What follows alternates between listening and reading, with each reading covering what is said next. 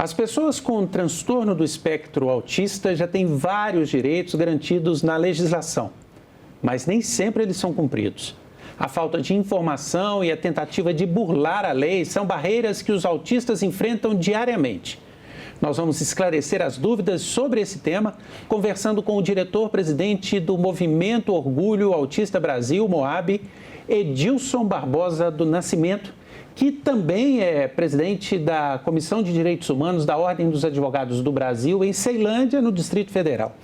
Edilson, muito obrigado por aceitar o nosso convite. Eu queria começar colocando uma questão. Em 2022, há pouco tempo, a Organização Mundial de Saúde, ela adotou esse termo transtorno do espectro autista para substituir uma definição que era bem genérica, né?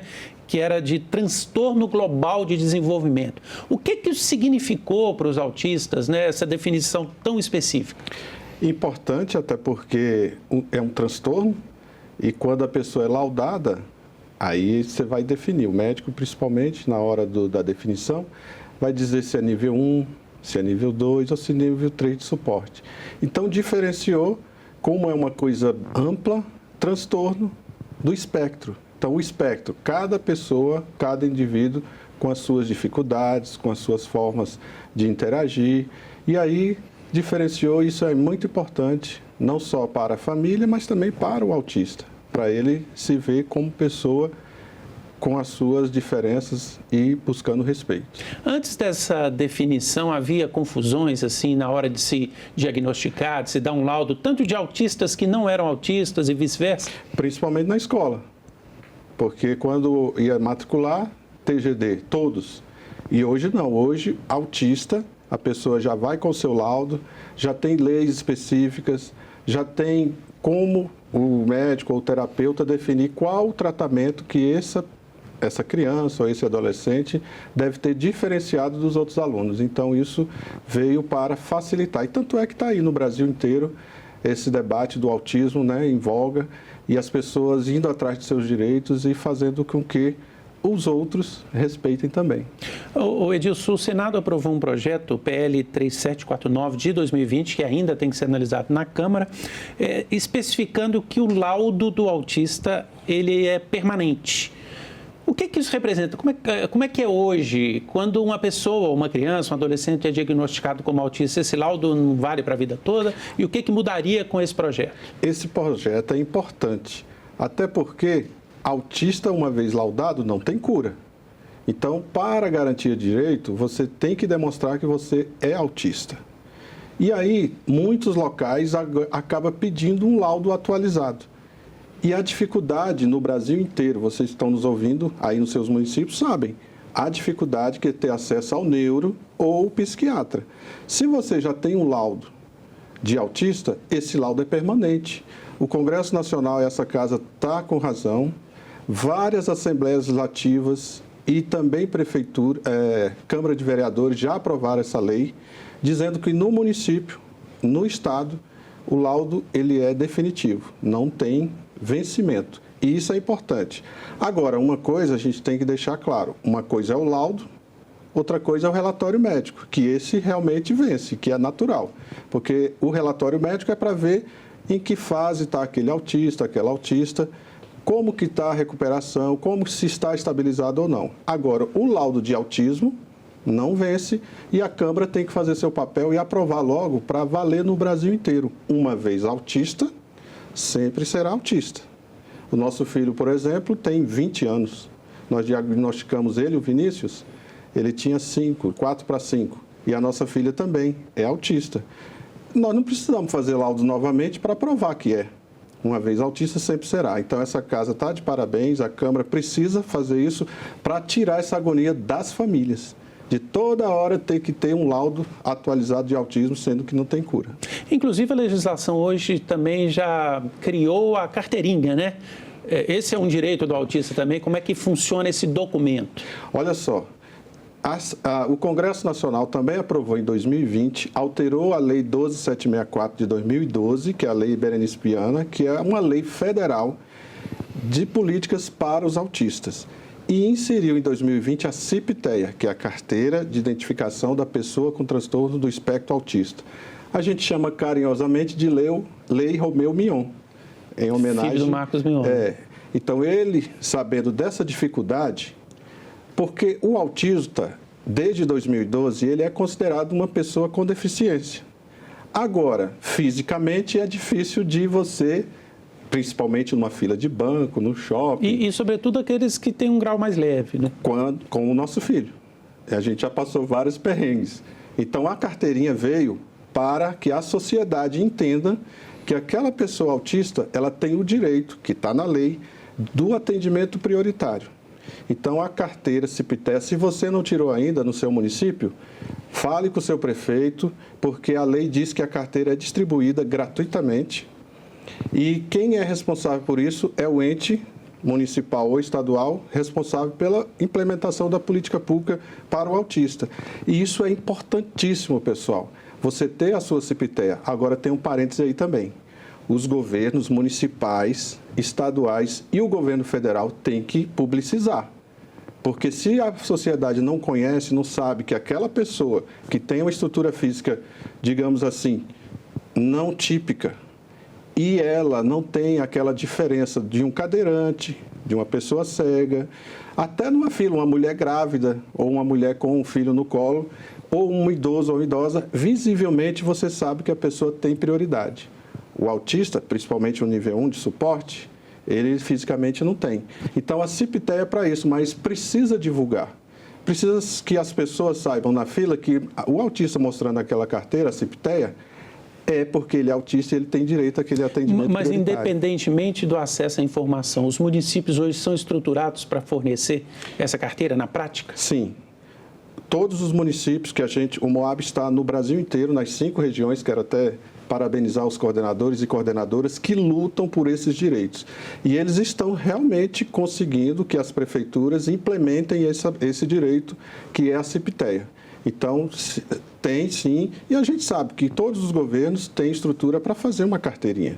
Então, todos eles, você que é autista que ainda não tem, vá atrás desse direito e se não tem, vá atrás do prefeito, fale na Câmara de Vereadores e brigue para que seja implementada e distribuída gratuitamente a CIPTEA.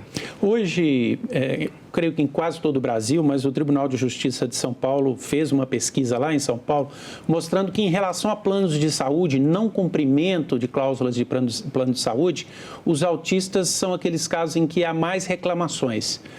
Essa questão dos planos de saúde, inclusive eles alegam hoje que o autismo é muito caro para os planos, ultrapassou inclusive os casos de câncer, eles têm essa justificativa. Hoje é difícil para o autista conseguir um tratamento continuado com o plano de saúde e o que pode ser feito quando tiver a negativa? Nós temos 2 problemas no Brasil.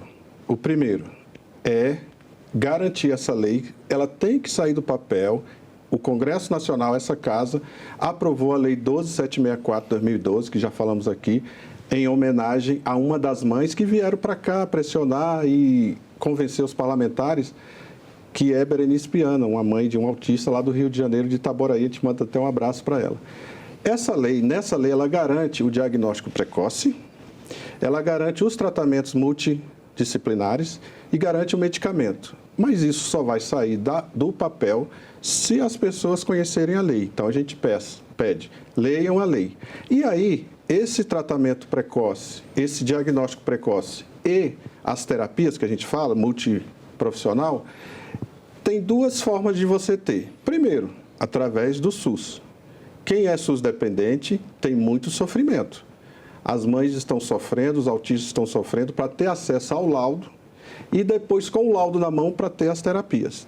Então, necessita dos governos e a gente pede, a gente acha que isso tem que ser uma política federal.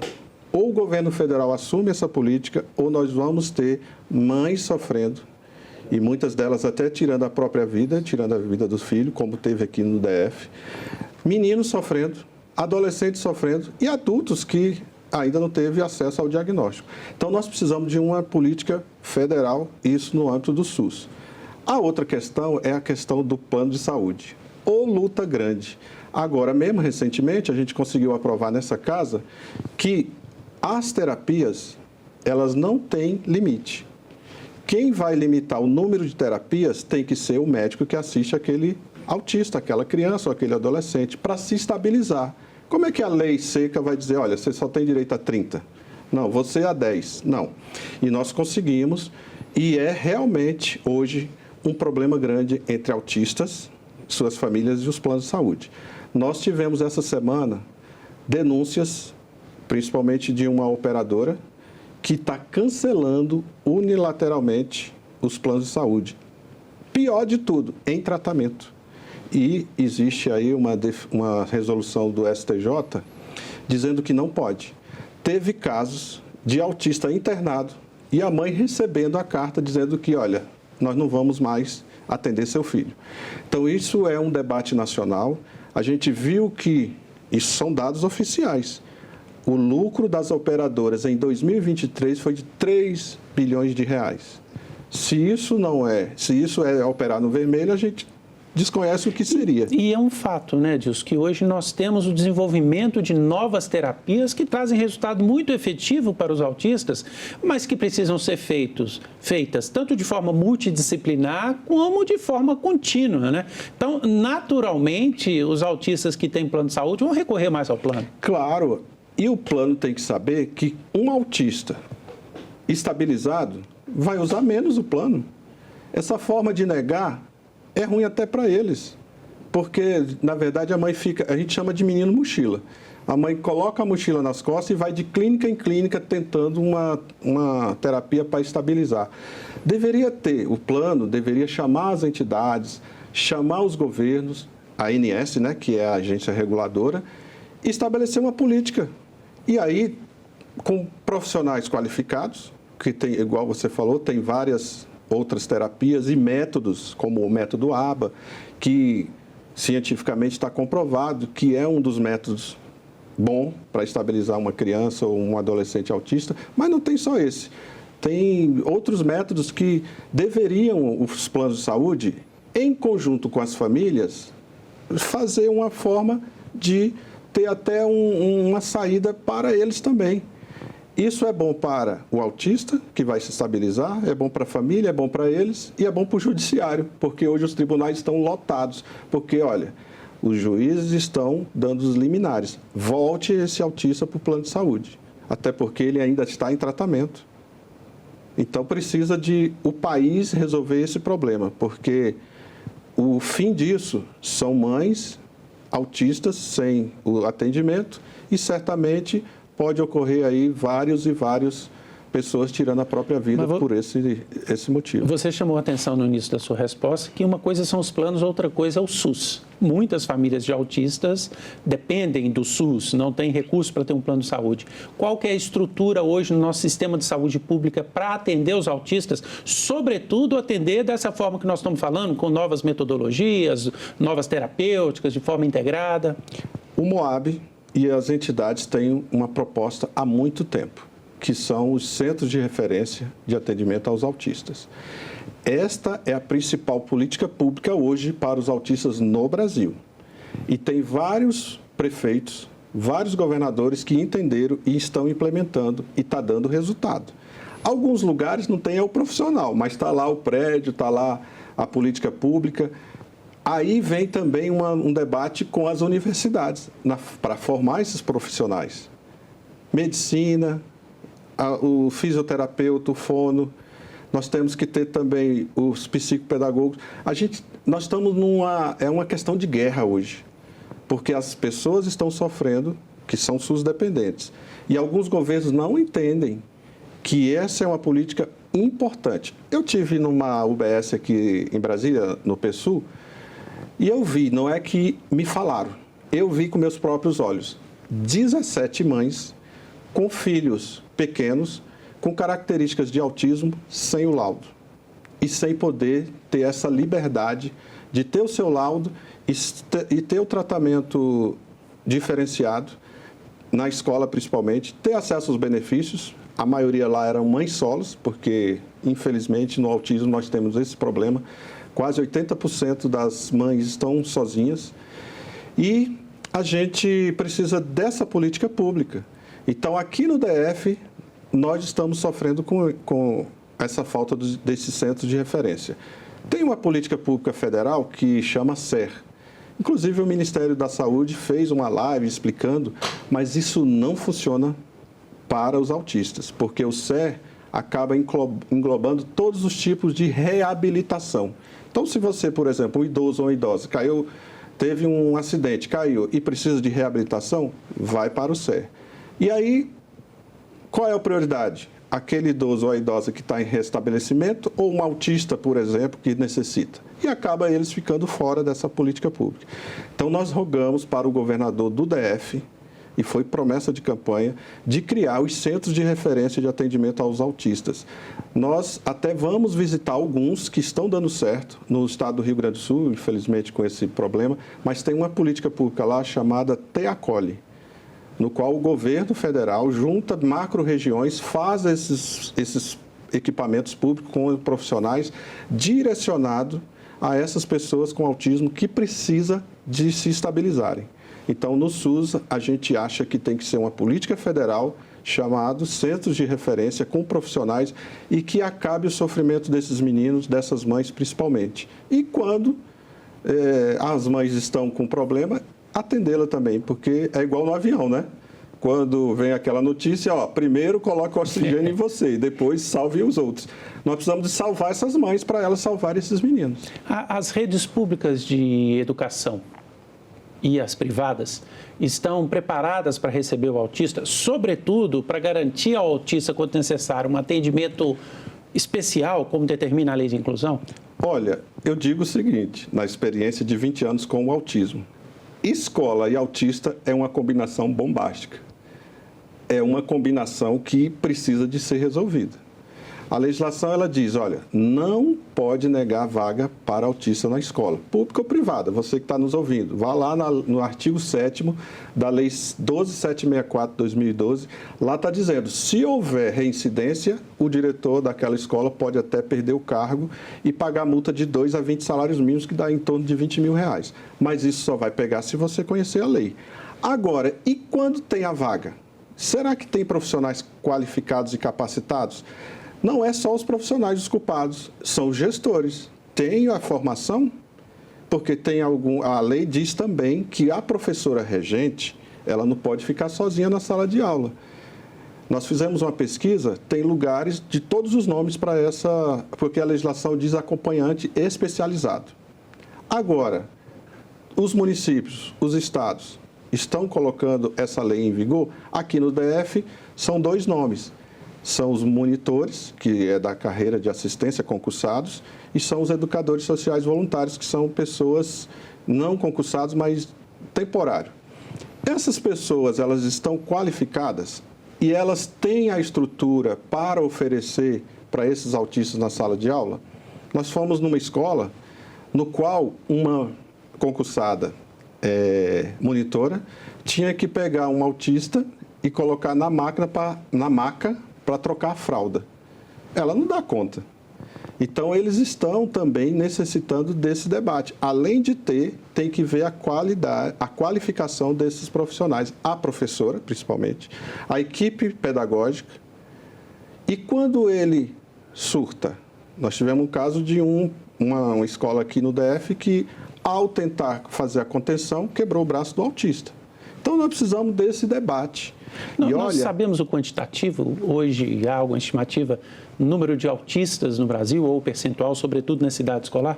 Esse é um dado que nós lutamos muito. E essa casa ajudou a gente a incluir o autista no censo do IBGE. Até aqui o Senado, e depois a gente convenceu aí o presidente da República na época a assinar. No Brasil, a gente conseguiu colocar, mas os dados não foram divulgados. Que pena! Nós não sabemos quantos autistas temos em cada município, mas vamos saber. Daqui a uma hora o IBGE vai conseguir contabilizar. Até porque foi uma amostragem, não foi um dado científico dizendo, olha, aqui nessa casa tem autista? Tem. Qual é o nível? Está tendo atendimento médico, terapeuta? E na escola, como é que está? Aí a gente teria um quadro brasileiro sobre o autismo. Por enquanto, ainda bem que avançou um pouquinho, que colocamos no censo. Então, olha, nós não temos. O que nós podemos ter são os matriculados, aí a gente consegue, as secretarias indicam, né? Porque na hora da matrícula e do atendimento, a gente sabe, por exemplo, em Brasília, quantos autistas. Aí, mas os isso aí é diferente por causa, tem uns na rede privada e tal. Então, só saberemos o número de autistas no Brasil depois desse órgão, que é o IBGE, divulgar esses dados aí e melhorar. Pena que é decenal, né? 2020... Mas tem as pesquisas intermediárias, né? PNAD, por exemplo, que pode... Sim, que pode, e a gente está em contato com esses órgãos para a gente fazer alguns dados estatísticos sobre o autismo aqui no nosso país. Há um projeto tramitando no Senado, o PL 292 de 2024, que isenta de imposto de renda os responsáveis, né, pais, responsáveis legais pelos autistas. Seria importante esse projeto? Muito importante, porque os gastos são incalculáveis. Terapias, até para um dado assim interessante, olha, se você for na rede privada fazer aí as terapias, uma família teria que desembolsar de 10 a 12 mil reais por mês para ter acesso a todas as terapias. Por isso que vem os planos de saúde, para que todo mundo junto possa aí oferecer esse tratamento. Remédios. É diferente você sair de casa com autista, é diferente a alimentação, é diferente até a roupa que veste, porque alguns têm até hiperfoco. Aí você tem que definir a cor, definir o jeito. Então, é muito caro. Então, essa mudança, essa legislação, ela vai dar a mão para essas famílias que têm autista em casa, que realmente são muitos os gastos. E isso vem a ajudar e a colaborar. A lei prevê também a redução da jornada de trabalho para os responsáveis, pais ou responsáveis por autistas. É cumprido, essa legislação é cumprida? Os pais têm dificuldade de acessar esse direito? Tem dificuldade. Agora, alertar que é só para servidor público federal. Não vale para iniciativa privada? Não vale porque não está na CLT. Apesar de estar tramitando aqui na casa, difícil de sair até das comissões, porque os lobbies são enormes. Também tem um projeto, então, tramitando, passando isso para a iniciativa privada? Tem, mas a gente nota que é difícil. Algumas prefeituras, alguns vereadores colocam e aprovam. Alguns estados também. Agora, já temos essa lei federal que você falou. Essa lei ela foi tramitada aqui na casa, a gente ajudou a convencer os parlamentares da necessidade. Agora, na prática, aí nós vamos falar na prática, lei sair do papel. Tem sido difícil dos chefes imediatos concordarem com isso. E olha, uma mãe de autista, um pai de autista, os que ficaram, né, na família, que não abandonaram, eles têm muito tempo a dar atenção para essa criança ou esse adolescente. Principalmente, não fica estabilizado um autista sem as terapias. E quem vai levar? E o direito ao passe tem sido cumprido? Porque o autista tem direito ao passe livre? Ao passe livre também, porque o autista é considerado pessoa com deficiência desde 2012 e as pessoas com deficiência têm direito ao passe livre. Então, tem sim direito ao passe livre municipal, estadual e interestadual, que aí municipal faz na Secretaria de Transporte, e basta carteirinha para fazer isso? Aquele que já tem uma carteirinha com laudo, com esse documento? Não, é uma outra carteirinha. Sim, mas eu digo, para ele fazer essa carteirinha do passe, ele tendo a carteirinha de autista, é o documento que ele precisa apresentar? Não. Aqui no DF tem uma lei que autoriza isso, mas não foi ainda implementado. Mas é tipo assim, quem tem a CIP-TEA já teria acesso. Não é assim. Tem a carteirinha própria, o cartão, para ter acesso ao passe livre. Inclusive interestadual que você faz na NTT, viu, pessoal? É importante vocês terem acesso a esse direito também. E direito também... Porque autista tem que sair de casa, né? Nós temos que fazer com que eles andem nas cidades. Pois nesse sentido, tem direito também ao estacionamento, né? O pai do autista, ou a mãe, ou o responsável. Dependendo do nível de suporte daquele autista, voltando para o passe livre, a mãe tem acesso também ao responsável. Aí, tanto o autista quanto o seu suporte, que é o cuidador, o familiar, tem direito também. E vagas de estacionamento também. Então, aquele símbolo do cadeirante que tem lá para parar numa vaga especial... Ou do idoso, né? Não, o idoso já é diferente, é só do idoso. Não, sim, mas eu digo, ele também tem que ter um Isso, cartão. aí tem que ter o cartão. Como o cadeirante TT e o autista deve ter que ter também. Tem que ir até o site lá do Detran, para vocês terem uma ideia. Quem emite o direito ao passe livre é a Secretaria de Mobilidade aqui no DF e nos estados. Quem emite da vaga de estacionamento é o Detran, que regula, né, essa questão de trânsito. E aí, alguns shoppings, algumas empresas têm colocado vaga exclusiva para autista. Aí coloca lá o símbolo, aí a gente tira foto, fala, olha, esse shopping é amiga dos autistas, essa farmácia é amiga dos autistas. E entre nós a gente tem isso. Quando tem um símbolo do autismo, a gente tira a foto e coloca, olha, essa farmácia, essa padaria, esse shopping é amiga dos autistas. Então, se você está nos ouvindo e presenciar, mande lá que a gente quer divulgar essa coisa. Mas o estacionamento também. Aí, criança não dirige, mas os pais têm direito a parar nessa vaga quando tiver, claro, com o autista junto. Edilson, muito obrigado pela entrevista. Nós agradecemos também você que nos acompanhou. Você pode acompanhar os conteúdos da TV Senado também lá no nosso site, senado.leg.br/TV, e também no nosso canal no YouTube. Se inscreva no nosso canal no YouTube para ter acesso a este e outros programas aqui da TV Senado. Obrigado pela companhia e até o próximo Cidadania.